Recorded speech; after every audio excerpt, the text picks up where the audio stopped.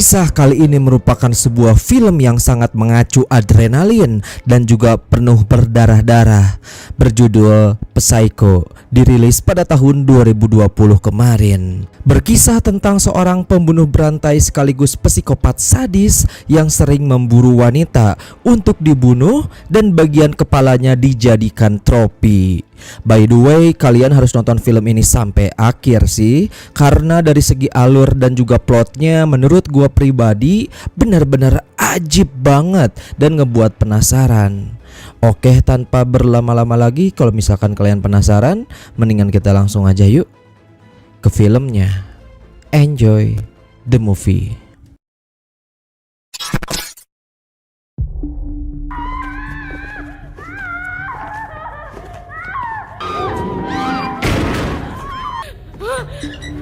Film bermula ketika pada suatu malam, sepasang orang tua melaporkan bahwa putri mereka telah menghilang.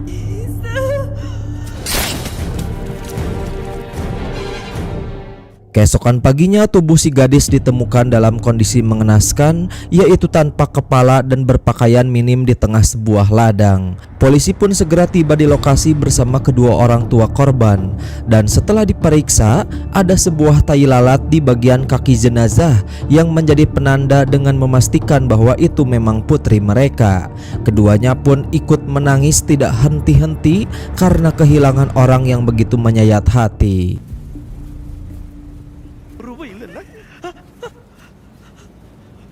Di tempat lain, Gautam, seorang pria buta yang berasal dari keluarga kaya, menjalani hidupnya bersama asisten pribadinya yang setia dan juga penuh perhatian. Dia menaruh rasa cinta yang besar terhadap seorang wanita bernama Dagini. Dia berprofesi sebagai seorang penyiar radio.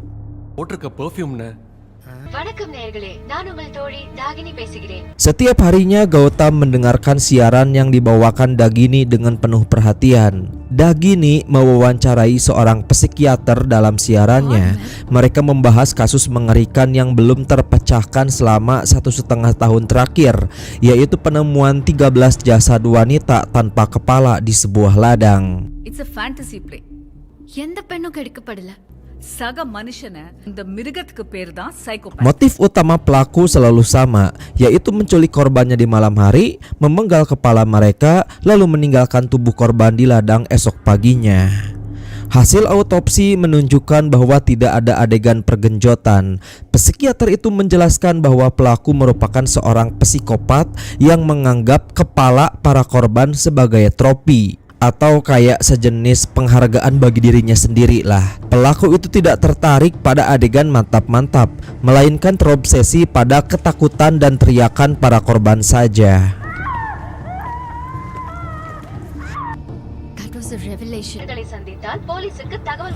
Kemudian usai siaran, Dagini pergi ke perpustakaan. Namun tanpa sepengetahuannya, Gautam mengikutinya dari kejauhan. Rasa cintanya begitu besar sehingga dia ingin selalu dekat dengan Dagini.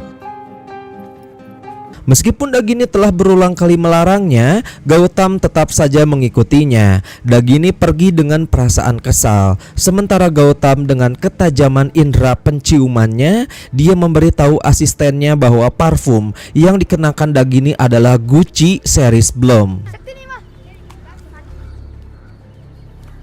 Sementara itu, polisi menemukan petunjuk baru nih guys. Motor milik korban terakhir ditemukan terparkir di dekat lapangan kriket. Korban terakhir terlihat pukul 2:30 sore. Artinya pelaku menculiknya di siang hari bolong. Belakangan diketahui bahwa pelaku mengumpulkan kepala para korban dalam sebuah kotak freezer. Sosok yang tidak terduga itu ternyata adalah seorang CEO dari perusahaan peternakan dan juga properti. Cactus எங்க இருக்கு? அந்த சைடு. உனக்கு முன்னாடி இருக்கே plant. Dalam pertemuan tidak sengaja di sebuah gedung tanaman, Gautam kembali mengikuti Dagini yang sedang berbelanja. Dia membeli tanaman kaktus dan berdiri di antrian tepat di belakang ayah Dagini. Miss call குடுக்குறாருப்பா பேசுறியா? மாரியாத்தா!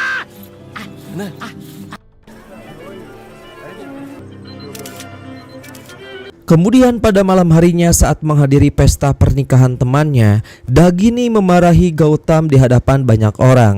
என் அண்ணாவோட ஃப்ரெண்ட் அப்ப அம்மா நீ சொல்ல கொடு டேய் ஃப்ராட் வெளிய போடா Dagini, what are you coming? Dakini just get out என்ன பண்ற உட்கார்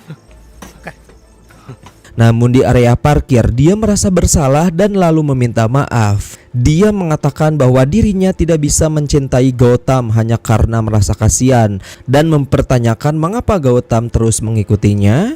Gautam dengan tenang menjelaskan bahwa dia tidak memaksa Dagini untuk membalas perasaannya. Dia hanya ingin menyampaikan bahwa dirinya mencintainya dan bahwa dia akan terus mengikuti kemanapun Dagini pergi tanpa mengharapkan balasan apapun. Merasa tidak mampu lagi menghadapi Gautam, Dagini memberikan tantangan. Dia menyampaikan bahwa esok hari dia akan pergi ke suatu tempat tanpa memberitahu siapapun, dan satu-satunya petunjuk akan dia selipkan dalam siaran radionya. Jika Gautam berhasil menemukannya, dia akan menjadi tamu kehormatan dalam pesta ulang tahunnya minggu depan.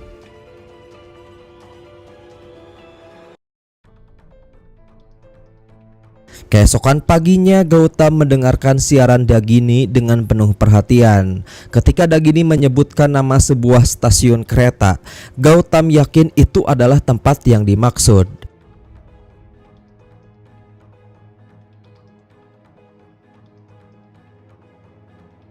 Dan benar saja Dagini menunggu di sana. Namun saat Gautam hampir sampai, si pelaku pembunuhan muncul secara tiba-tiba.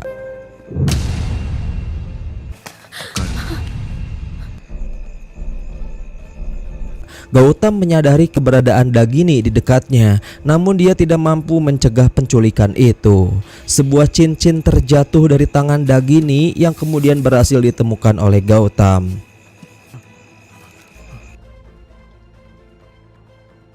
Dia kemudian langsung melapor ke pihak kepolisian. Polisi menyelidiki tempat kejadian perkara. Sementara itu ayah Dagini menangis dan memohon agar putrinya segera ditemukan. Masyarakat mulai khawatir bahwa Dagini akan menjadi korban berikutnya.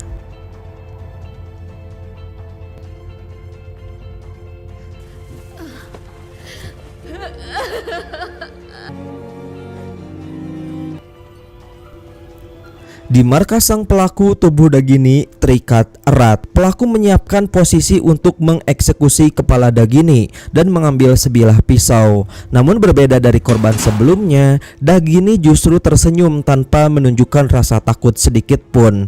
Hal ini tentu saja membuat pelaku marah karena dia menginginkan ketakutan dari korbannya.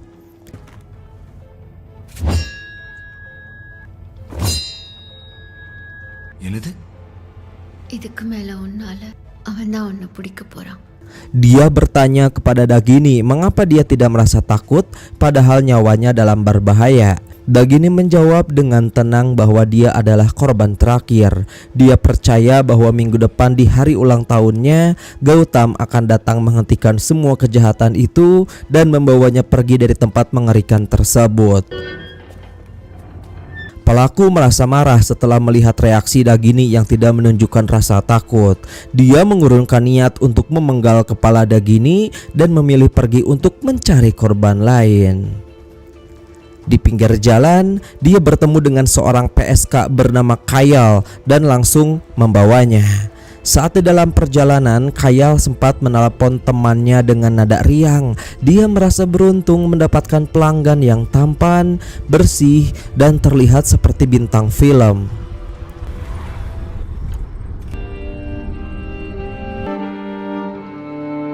Tidak lama kemudian, Kayal dibuat tidak sadarkan diri dan dibawa ke markas si pelaku. Setibanya di sana, tubuh Kayal dihadapkan dengan Dagini dan langsung mengeksekusinya.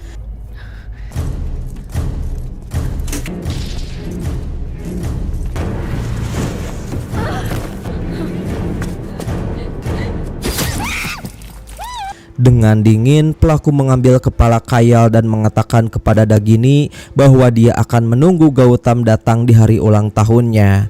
Saat itulah dia berniat memenggal kepala Dagini dan memberikannya sebagai hadiah. Keesokan paginya polisi menemukan jasad tanpa kepala di tepi danau dan setelah diperiksa ternyata tubuh itu bukan milik Dagini melainkan milik Kayal. Hal ini membuat pihak kepolisian kebingungan dan mulai mempertanyakan keberadaan Dagini. அதுதான் தாகினி இல்லைன்னா Gautam mendatangi lokasi kejadian dan meskipun ada garis polisi, dia nekat mendekati jasad tersebut. Dia mencium bagian kaki jasad untuk memastikan identitasnya. Petugas polisi memarahinya karena telah melewati batas, namun Gautam bersikeras bahwa tubuh itu bukan milik Dagini. Bau tubuh itu berbeda. Vaishnavi, we'll stop the session now. Night railway ஸ்டேஷனுக்கே வந்தா பாலியல் தொழில் பண்ற பொண்ணு மேடம்.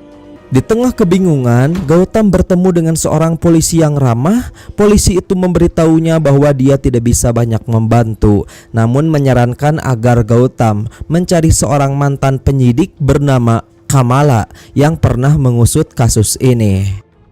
கேஸ்ல ஹெல்ப் பண்ண முடியாது. Gautam pun segera menuju ke rumah Kamala. Kamala yang kini hidup dengan kursi roda setelah mengalami kecelakaan saat bertugas, lalu menolak permintaan bantuan dari Gautam. இந்த லூஸ் தான் பைத்தியம். யாரோ ஒரு லூஸ்க்காக இந்த லூஸ் வந்து ஹெல்ப் கேக்குது. வசுதா, அவன் என்ன அடிச்சு Sementara itu, keluarga Kayal melakukan kremasi jenazah putri mereka meskipun tanpa kepala. Polisi menginterogasi salah satu teman Kayal yang mengaku bahwa Kayal sempat menghubunginya pada pukul 11 dan mengatakan bahwa dia mendapatkan pelanggan yang tampan dan juga bersih. Dari pengakuan itu, polisi mendapatkan sedikit gambaran pelaku adalah pria tanpa kumis dan jenggot serta mengendarai mobil mewah.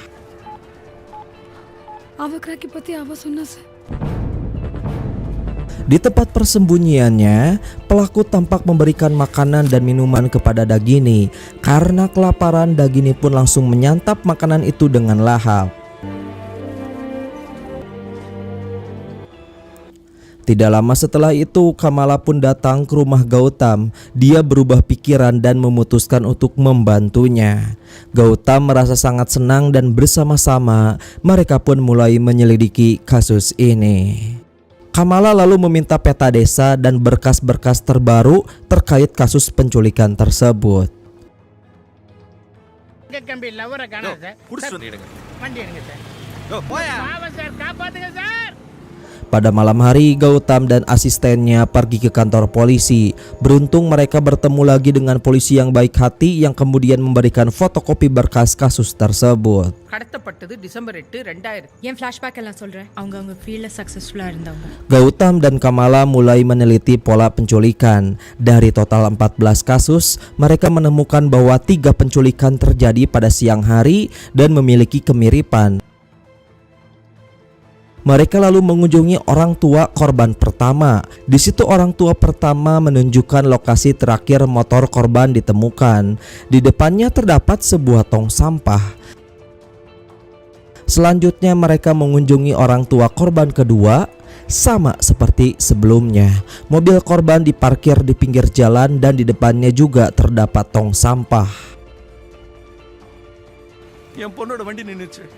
Ketika mereka menemui orang tua korban ketiga, pola itu kembali muncul. Di depan kendaraan korban lagi-lagi terdapat tong sampah.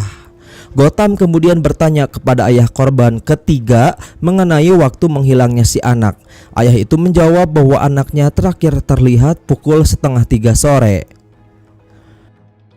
Gautam mendengar anak-anak sedang bermain kriket di dekat lokasi. Ia menghampiri mereka dan memberikan coklat sebagai bentuk pendekatan. Setelah mengobrol sebentar, dia bertanya siapa yang biasanya duduk di kursi cadangan di pinggir lapangan. Anak-anak itu menunjuk seorang bocah.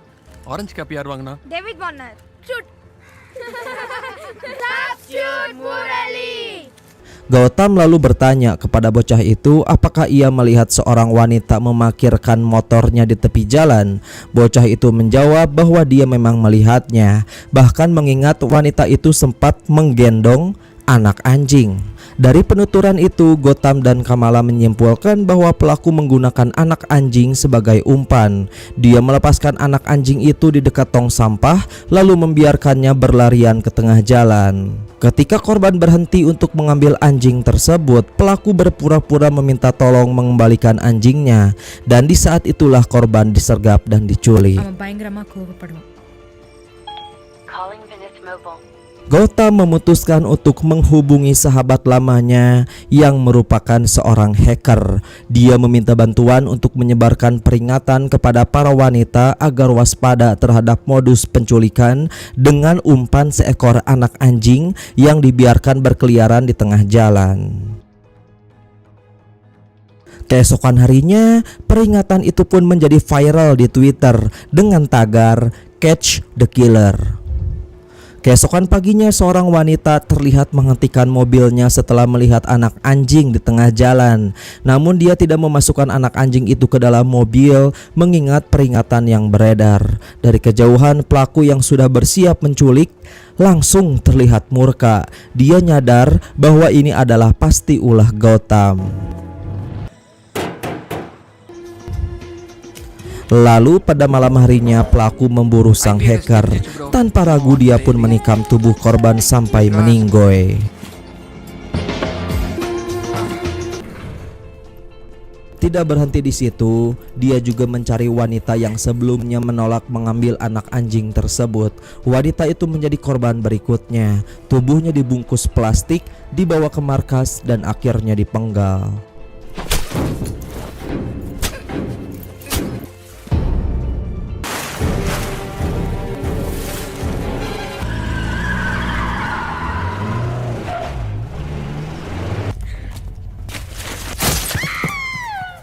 நீ சொன்னது உண்மைதான்.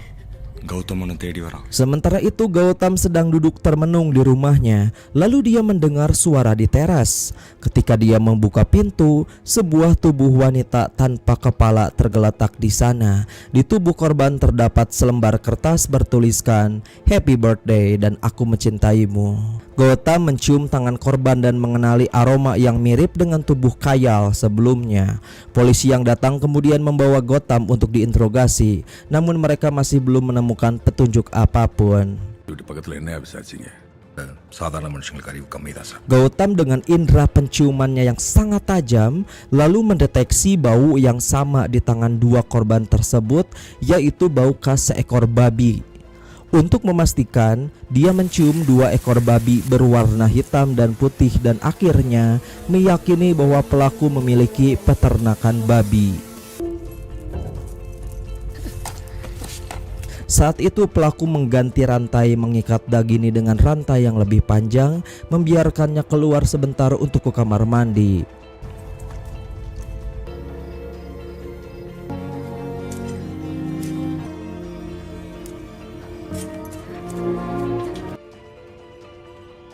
Setelah meneliti peta, Gautam dan Kamala menemukan ada 4 peternakan babi di wilayah desa Palayang, lokasi yang sama dengan tempat ditemukannya beberapa korban. Mereka yakin salah satu dari peternakan itu adalah markas si pelaku.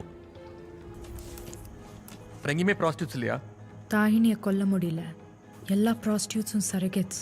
Asisten Gautam dikirim untuk menyelidiki. Dia mengunjungi salah satu peternakan dan bertemu dengan seorang kakek tua yang mengalami gangguan pendengaran. Karena tidak berani berbicara keras, si asisten gagal mendapatkan informasi apapun. யாருங்க ஓனர் இல்லைங்களா? வாங்க வாங்க வாங்க. Sementara itu polisi yang secara diam-diam mengikuti penyelidikan Gautam juga menaruh curiga kepada peternakan tersebut. Dan ketika polisi berbicara dengan suara keras kepada si kakek, akhirnya dia mengerti dan menginformasikan bahwa pemilik peternakan berada di belakang bangunan. Pemilik peternakan itu ternyata adalah si pelaku. Menyadari bahwa tamunya adalah polisi, pelaku langsung membius dan membawanya ke markas. யாரு?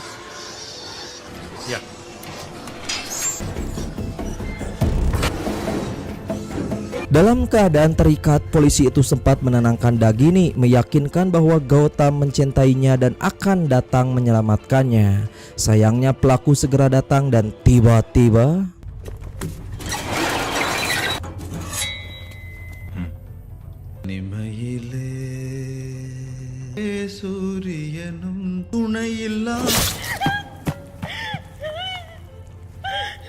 Keesokan paginya, kepala polisi itu pun ditemukan di dekat sebuah pohon. Hal ini mengejutkan warga dan pihak kepolisian. Kemudian Gautam pun meminta asistennya untuk tinggal di rumah Kamala. Sementara itu dia tetap tinggal di rumah sendiri untuk memancing pelaku. Rencana itu pun berhasil. Beberapa saat kemudian pelaku mendekati rumah Gautam. Gautam yang menyadari kehadiran mobil asing keluar dan mendekat. Saat mereka berhadapan, Gautam menjatuhkan tanaman kaktus ke dalam mobil itu untuk mengukur tinggi kendaraan. Pelaku melarikan diri dari asisten Gautam yang melihat kejadian itu pun langsung mengejar tanpa instruksi.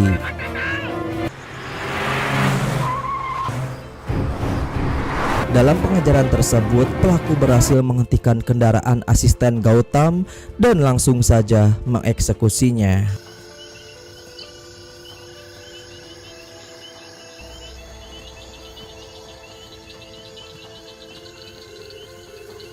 Ala tupu பக்கமா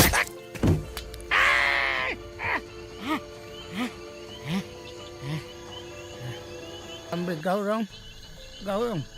Kemudian scene memperlihatkan di markas pelaku. Dagini penasaran terhadap suara batuk yang sering didengarnya. Dia berjalan menuju suara itu dan menemukan seorang wanita tua yang tampak juga menjadi korban penyekapan. Wanita itu tidak banyak bicara, hanya meminta sebatang rokok. Kemudian pelaku datang dan menyerahkan kaktus yang dijatuhkan Gautam ke dalam mobil sebagai pesan terselubung kepada Dagini.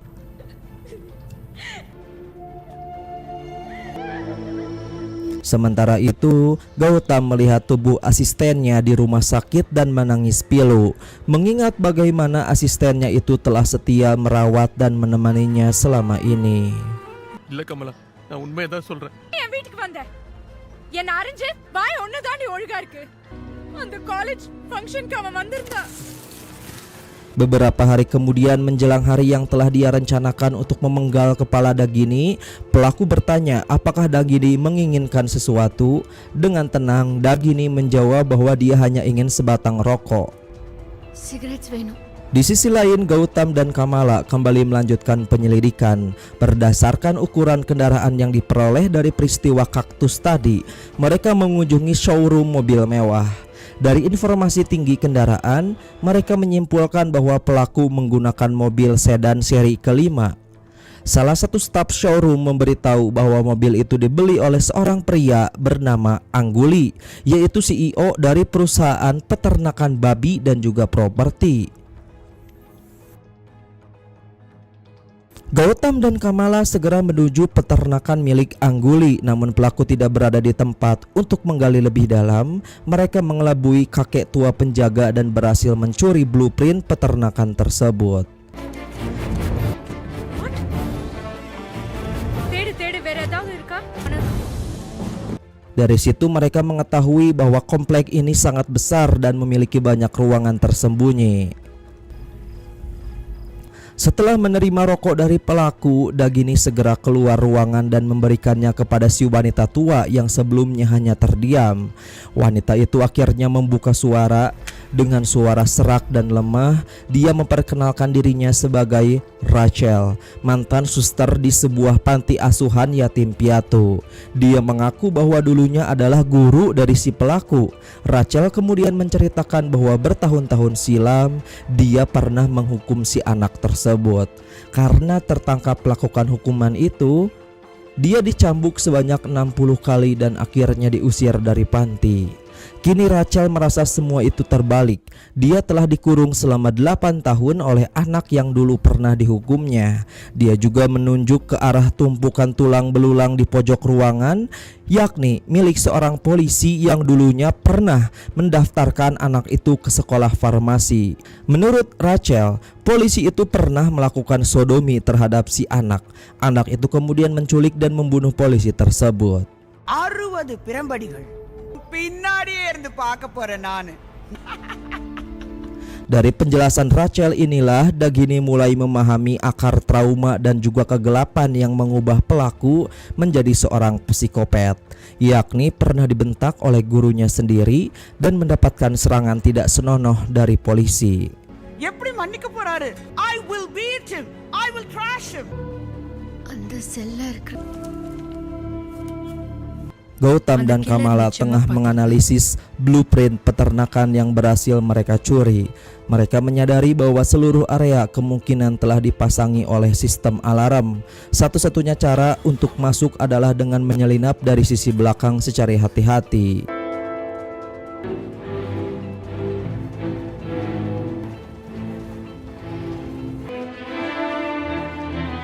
Menjelang tengah malam mereka pun memulai aksi penyusupan, ditemani oleh Kamala yang membimbingnya melalui komunikasi suara.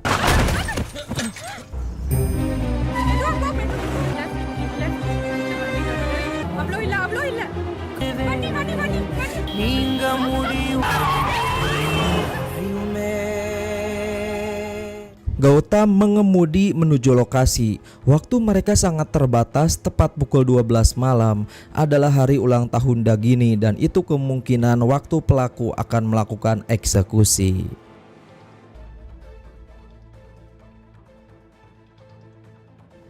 Setibanya di lokasi, Gautam melanjutkan dengan berjalan kaki menelusuri jalan tersembunyi di antara bangunan peternakan.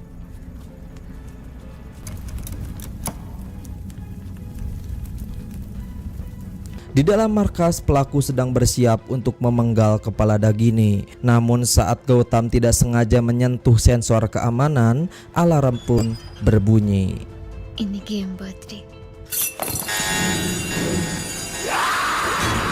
Pelaku murka dan segera meninggalkan Dagini untuk mencari penyusup. Gautam terus berjalan sambil mengikuti suara teriakan Dagini yang mencoba memandu suaranya. Pelaku akhirnya berhasil menemukan Gautam dan langsung menyerangnya.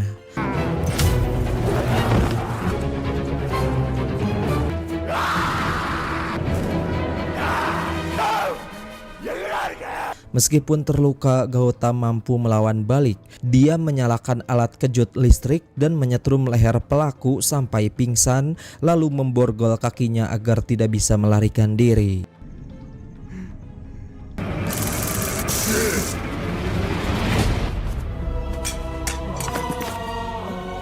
Suara Dagini terus memandu Gautam dalam kegelapan. Dengan sisa tenaganya, Gautam mengikuti arah suara itu dan akhirnya menemukan Dagini. Dia segera melepaskan ikatannya dan mereka berdua berhasil kabur dari tempat tersebut.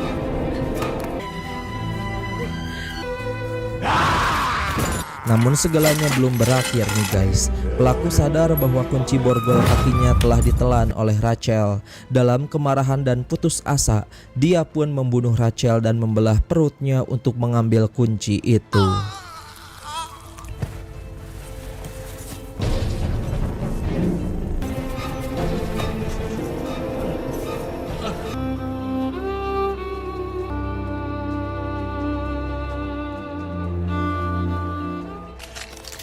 Esok paginya kepolisian datang menyisir lokasi, namun mereka tidak berhasil menemukan pelaku.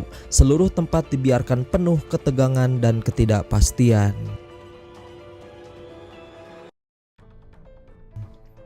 Beberapa waktu kemudian tubuh pelaku ditemukan di dasar jurang. Diketahui dia memilih untuk mengakhiri hidupnya sendiri dengan melompat dari atas bukit.